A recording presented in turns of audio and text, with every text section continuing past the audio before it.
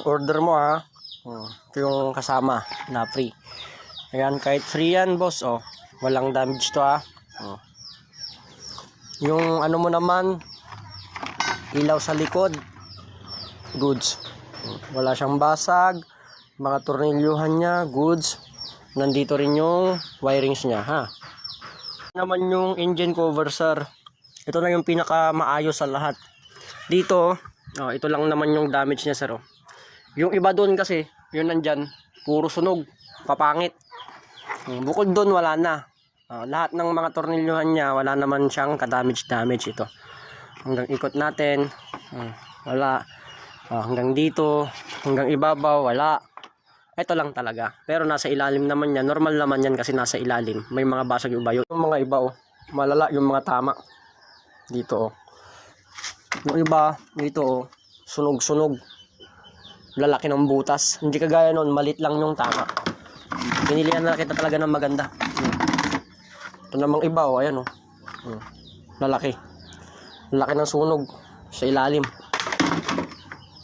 Yung airbox mo ng fashion bossing, ito all good siya. Pagdating na lang dyan, linisan na lang bossing ha.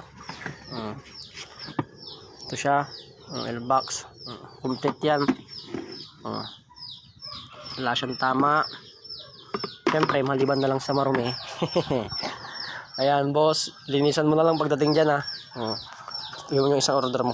Tapos ito, pagsamasamahin ko na ito ngayon bossing. Ayan sir. Pinabalot ko na. Ginawang ko na ng paraan para lang maliit yung ano natin. Siyempre alam mo na sa GNT to, para mura lang yung magiging shipping natin. Ginawang ko lang ng paraan para hanggat maaari hindi siya malaki. Kasi kung may space to, maano to sa GNT. Kaya yan, pinaliit ko. Pero nandyan na lahat ng order mo bossing ha. Sir, very safe na. Pa-GNT ko na ito mamaya sir. Ibalutin ko rin yung kasabayan nyo. Ngayon sir kompleto to. Kung ano yung nasa video natin kanina, ano yung nasa picture na sinend ko, nandiyan lahat, pinagsama-sama ko yan. Alam nyo na yan bossing ha. Salamat. Konti, pa-ship ko na yung order mo. Meron lang tayong walk-in buyer bossing ha. Mamaya ipaano ko na yan, matik na yan. Sabihin ko na rin yung shipping fee niya mamaya bossing. Mamaya after ni boss dito, tsaka na natin ipa-ship mamaya na lang muna bossing. Salamat. Yung bossing i-drop natin dito sa GNT. Ayun ma'am, ay boss.